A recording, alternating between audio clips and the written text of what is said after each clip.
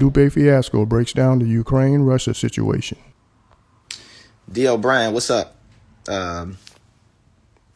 Appreciate you rocking with me, coming to the show in New York. Good stuff. Thoughts on what's happening on Ukraine? We talked about this before. I know this is the thing that's going on now.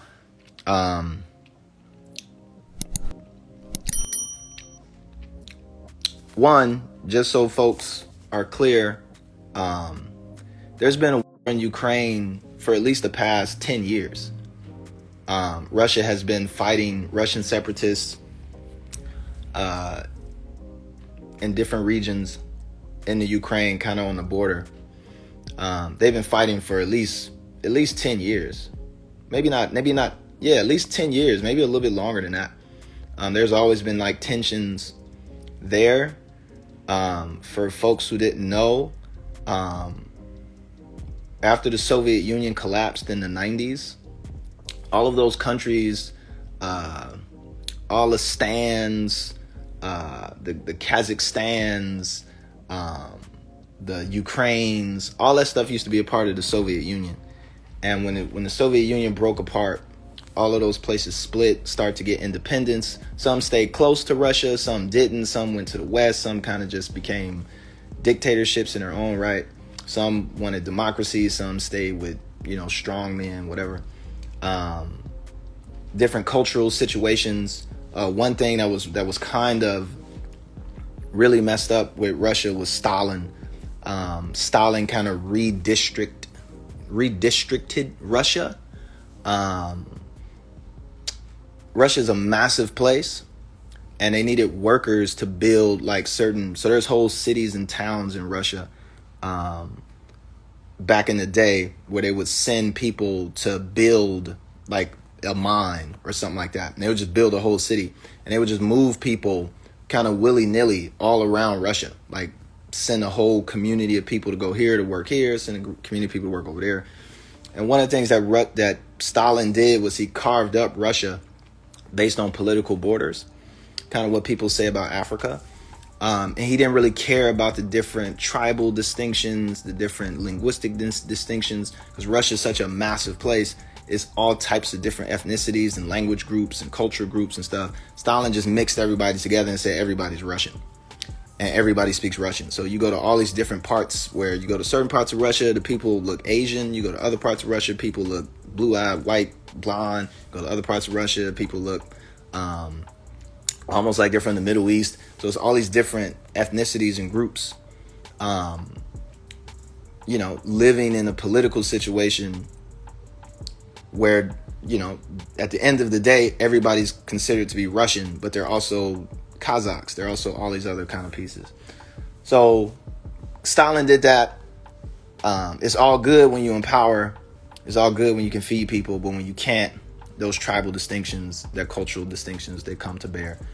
What we're facing now is not really that period, sort of still there, that was embedded for the past maybe like 50, 60 years, 70 years. What you're dealing with now is Putin is wilding.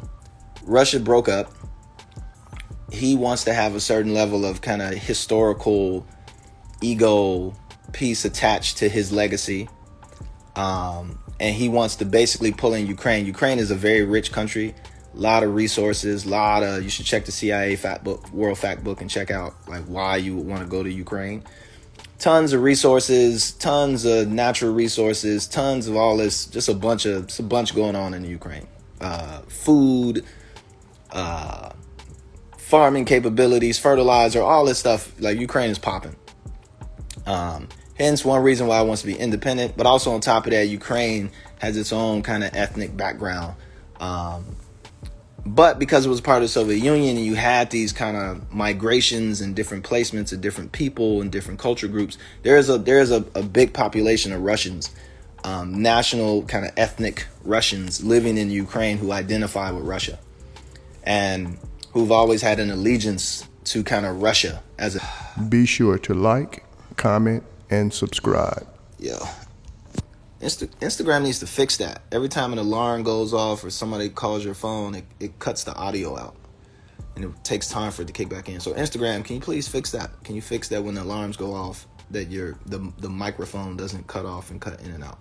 So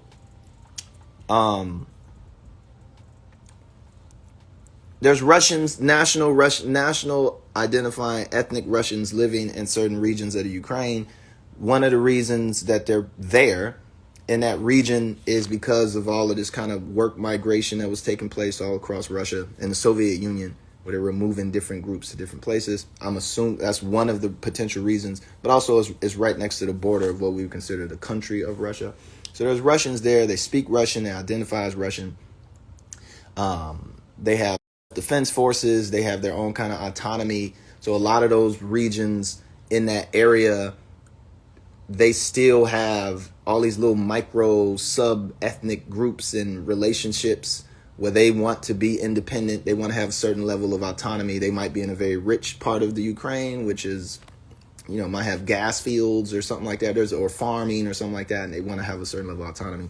Same thing with kind of like indigenous folks and Americans, right? Where indigenous folks have, the reservation program, which is up, but it's there. But even underneath the reservation program is kind of like traditional lands, right? That these were the lands of this particular tribe and they have autonomy over and stuff like that.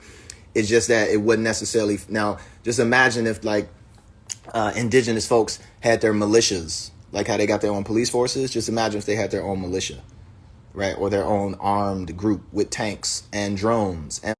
And let's just say that the indigenous folks in California let's say the indigenous folks in South America were super fucking rich, or indigenous folks in Mexico were just super rich and would supply the indigenous folks in Massachusetts with rockets and shit like that. So it's that, to make it real for folks who live in America, is kind of that play, right? All this interworking land, culture, history, politics, but the difference is that they got and they will use them shits, and they got the backing of Russia, and Putin is wild. It's been wild, he'll stay wild, whatever. So that's the gist of it. They've been fighting for years. This conflict has been going on for years. It's not yesterday. Russia just didn't invade. They took Crimea, I think, when Obama was president, right? So there's always been this kind of encroaching. The Ukrainians have been fighting back for years. There have been people who've been on the front lines for years, and it's more of so just an escalation, as I think Putin is getting a little bit desperate in his politics. The internal situation in Russia is not as what it was even 2 years ago. He doesn't have the cover that he had with Trump. So now he has to kind of prove himself, I think, to Russians. And I don't think the Russian people really care that much. I think they're more concerned with and jobs and inflation. And I think these sanctions are really going to, make things even worse for the average Russian folk. And even though Russia is big, Russia is very separated. There's big, vast distances between the different cities and stuff like that. It's not just like super concentrated. So there's different parts of Russia that are literally all over Russia. Major cities that are 8 hours away on a flight, or, a 36-hour train ride to get from one major city to the next major city. And in between that, you got all these kind of like working cities and mining cities, and this is an energy town, and this is a farming town, and this is this. And it's a lot to manage. I don't think Putin knows how to manage it. And Putin is a KGB dude. He comes out of the KGB. So he's one of those secret agent type dudes who knows, he always kind of leverages himself with force and power, and because that's who he is. He's a soldier. That's where he comes from. So I don't think he knows how to manage that situation. And the situation in Russia is somewhat out of hand, socially, politically for sure. And only thing he has is the hammer. No pun intended. So that's what you're seeing, right?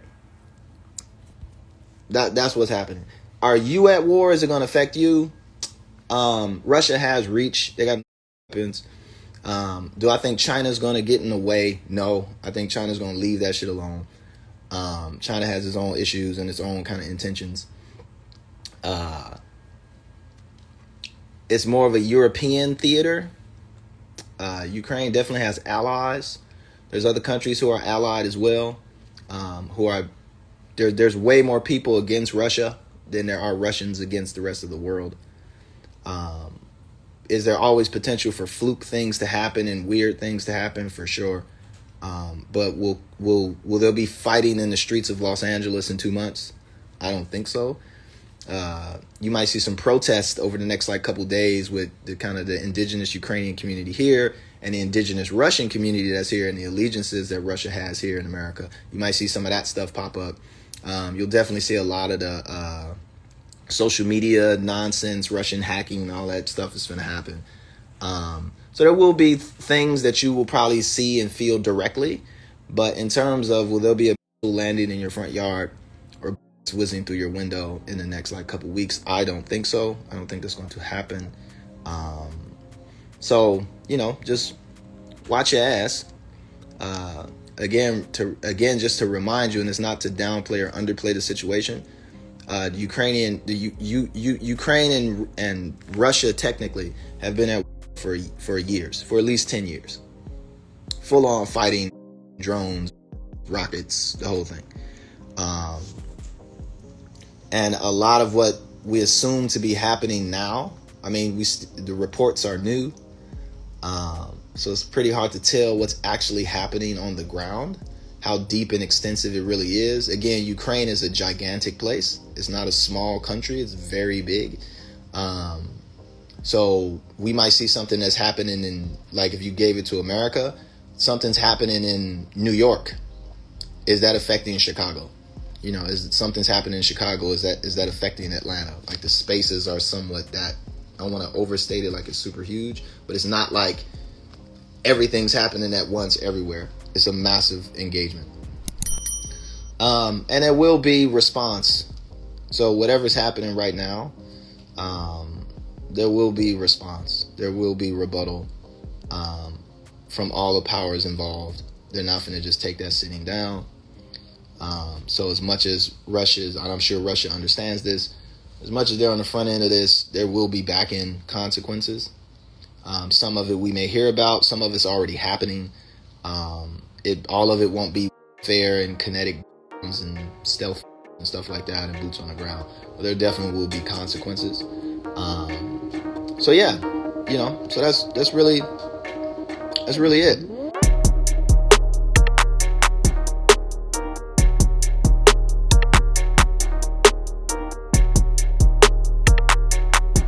Thanks for tuning in to 9 Mag TV.